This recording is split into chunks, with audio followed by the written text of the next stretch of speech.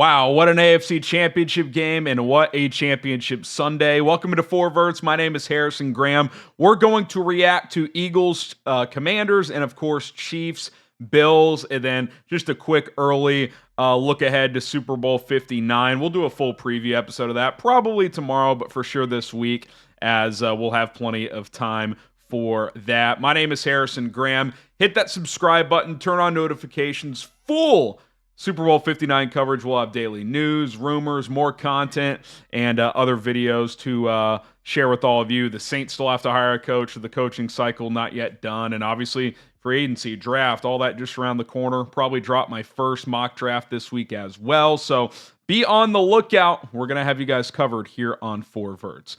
Okay, Chiefs 32, Bills 29. The internet is upset. And look, I get it.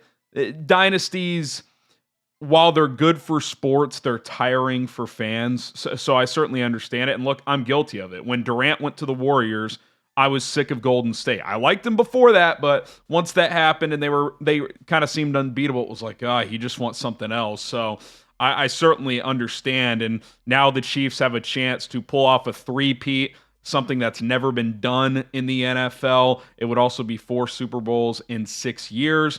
It is their, third straight appearance as well. Obviously, if you're going for a three-peat, it is. But 7 years, 7 AFC Championship games, 5 Super Bowl appearances for Patrick Mahomes. We've never seen anything like it. And they found a way once again. Now, let's just get to the elephant in the room. The moment everyone wants to talk about. 4th and about a foot, a half yard, whatever you want to call it. They go QB sneak with Josh Allen. And I'll admit, live, I was like, I think the nose of the football is right there. But I'm obviously watching on my couch. It felt close. I'll say this. The Chiefs defended the Bills tush push, QB sneak, whatever you want to call it, pretty well tonight. They stopped him short a few times. Live, I thought the nose of the football was there. And Sterator kind of said it in the booth. And then one ref's running down, appearing like it's a first down. The other one is not. So, of course, the internet erupts. It's rigged for the Chiefs. Why even play the games? And look, I understand it. They've certainly gotten a couple of 50-50 calls in this playoff run. There's a lot of data out there that suggests they don't actually, from a volume of penalties, benefit, but they've gotten a few timely ones. I think a lot of things can be true. I will say this, and I got destroyed on Twitter for it, predictably so. On replay, it was pretty close, man. I think I would have had the call on the field a first down.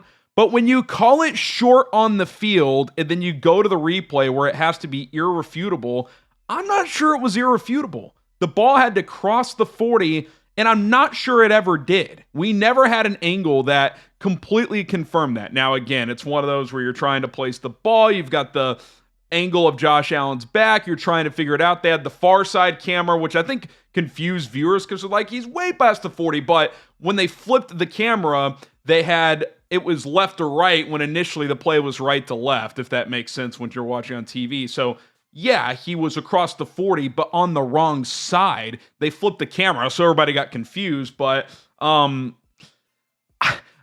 can't say that was clear in a screw job. Now, do I think in my heart the ball got to the 40-yard line? Probably. Do I think it was egregious, though? I don't know if I can call it egregious. Now, everyone is.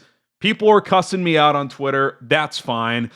People are calling me a Chiefs homer because I used to do a Chiefs channel, even though I chose to quit that channel and focus on my Bears channel because that's my squad. But it is what it is. I don't hate the Chiefs like the entire internet does, but that's neither here nor there. Here's what we do know. The Bills defense did their job at the end of the game. They stopped Mahomes in the red zone, forced Harrison Butker to kick a field goal. They got the ball back with 3.5 minutes to go. All 3 timeouts, everything in front of them. Josh Allen, go win the game, or at least take the lead, right? Obviously, the game a few years ago, they kept taking the lead in the final couple minutes. Who knows what would have happened, but what happens? First play, Ty Johnson, loss of 1. Second play, Josh Allen, scramble for 13 yards, fresh sets of downs. Next play, Josh Allen, incomplete to Shakir. Next play, Josh Allen, incomplete to Curtis Samuel. Next play, 3rd and 10. I think he checked to a wide receiver screen because he noticed Spags was going to bring pressure. Amari Cooper for 5 yards, 2-minute warning. out of the 2-minute warning, Spags goes psycho Spags, brings a corner blitz. Allen faces pressure immediately, throws a prayer off his back foot that actually hit Kincaid in the hands, and he dropped it. Like, is that the ref's fault? I mean, they got the ball back with plenty of time to go win the game. I want every call to be correct. Does it seem like the Chiefs have been on the right side of some key calls this season? Sure, it does.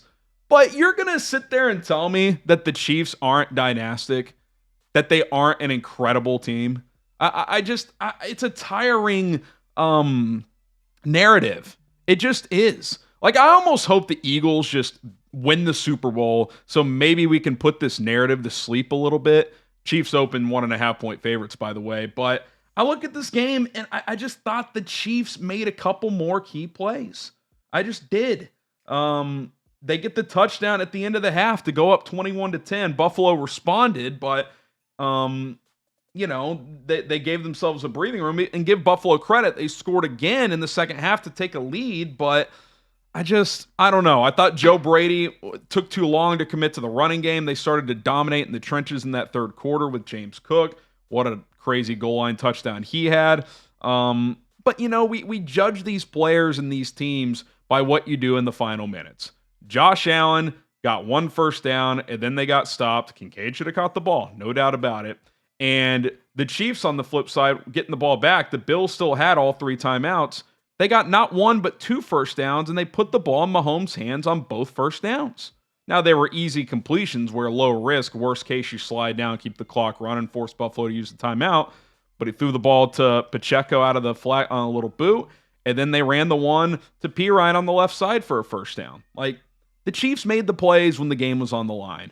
If you're Buffalo, sure, you want to sit there and say that's bullshit, we got that first down. A, we have no idea what happens on the rest of that drive, okay?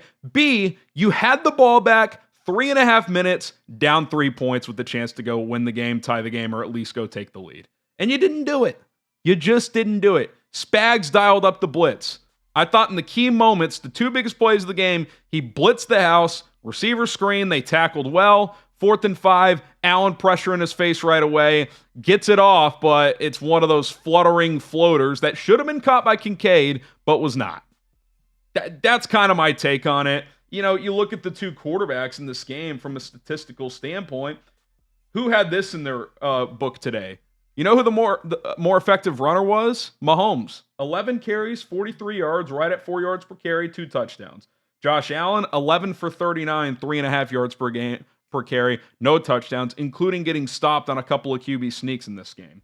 Allen throwing 22 of 34, 237, 2 touchdowns. Mahomes, 18 of 26, 245, 1 touchdown. More efficient, bigger plays, higher QB rating. I said it yesterday. Mahomes might give you 1. He had the fumble on the missed exchange. It's the only mistake he made. Buffalo didn't turn it over, but they didn't create as many big plays either. And in these games, it comes down to those 2 plays. Or it comes down to 3 things. Explosive plays, turnovers, and who's going to play the best when it counts the most. I felt like the Chiefs, they checked 2 of those 3 boxes. The Bills won the turnover battle 1-0, but that wasn't enough. If it was 2-3-0, yeah, they would have won the game clearly. I mean, if you watch the other game, the Eagles largely won because the Commanders just buried themselves by fumbling the football, which we'll talk about in a second. But Chiefs going for the 3-peat. We'll see if it happens. Obviously, most of America going to be cheering for Philadelphia, although not many people like them either. But I think this is the most you're going to see an American football fan base rally around the Philadelphia Eagles, typically a team that not many people like. Speaking of which, dominant performance from Philadelphia, 55-23. Commanders hung around for a while, but again, the turnovers, they had 3 fumbles. That's like almost fluky. Interceptions can pile up, but 3 fumbles in a game and you lose them all. That's a little tough. They also, late in the game, Daniels threw a pick, but the game was over at that point. But the Eagles did what they do. They dominated in the trenches and they dominated on the ground. Jalen Hurts, 4 total touchdowns, threw 1, ran for 3. Saquon Barkley rushed for 3 touchdowns. I mean, this is the Eagles formula. They are a run-first team. And, with the way James Cook got going in the third quarter today against the Chiefs, that would be my approach. I would empty the tank with Saquon Barkley in the Super Bowl. He got a week off. He only had 15 carries today. He should touch the ball 30 times. Run the ball with Saquon. Run Jalen Hurts.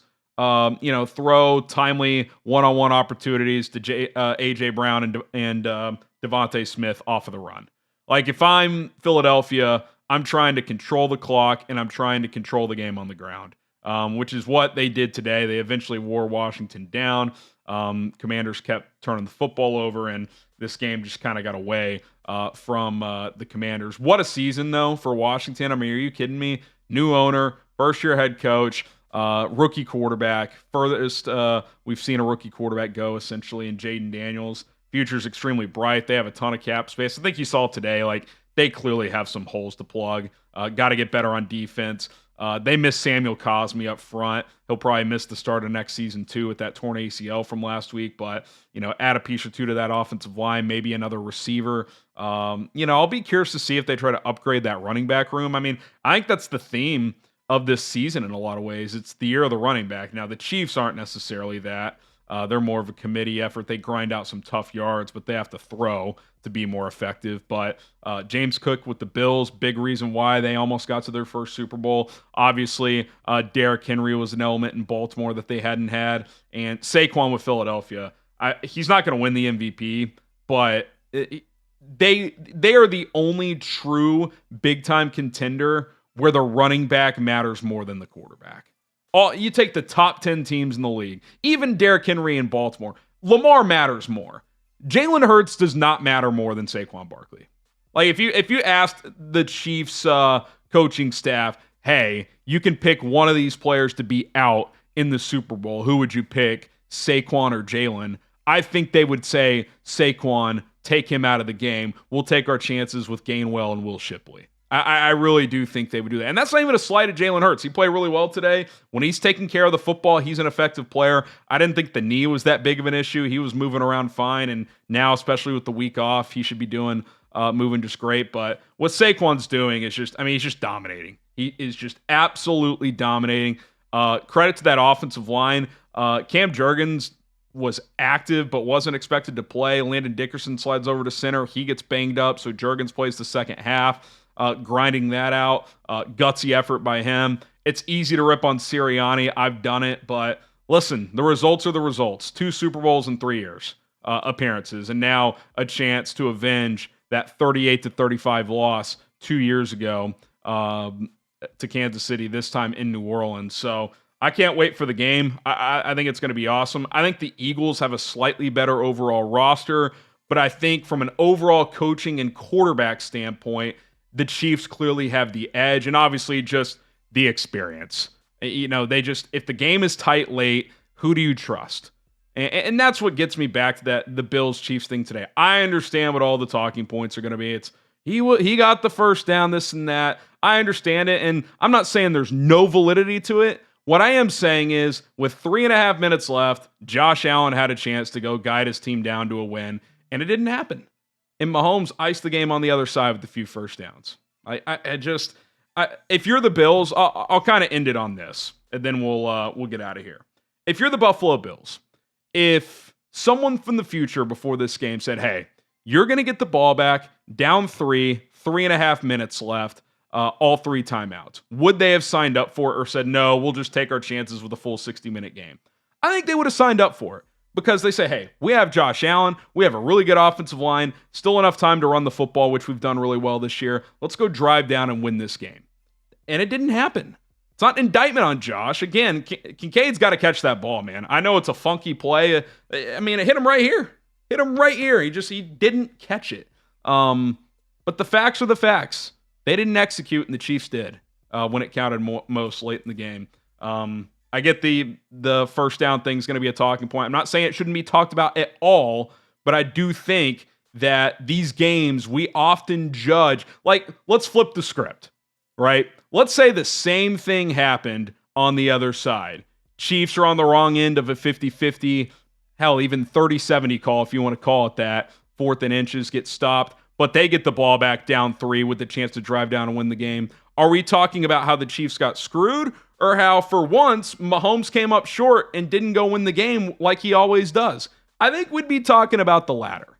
That's just my opinion. It didn't happen, so I can't speak for what other people would have said, but I have a pretty good feeling the talking point would have been, hey, Mahomes didn't get it done, Allen did. Like, we have to give the Chiefs some credit here. I mean, the stuff you read online, you would think that they suck.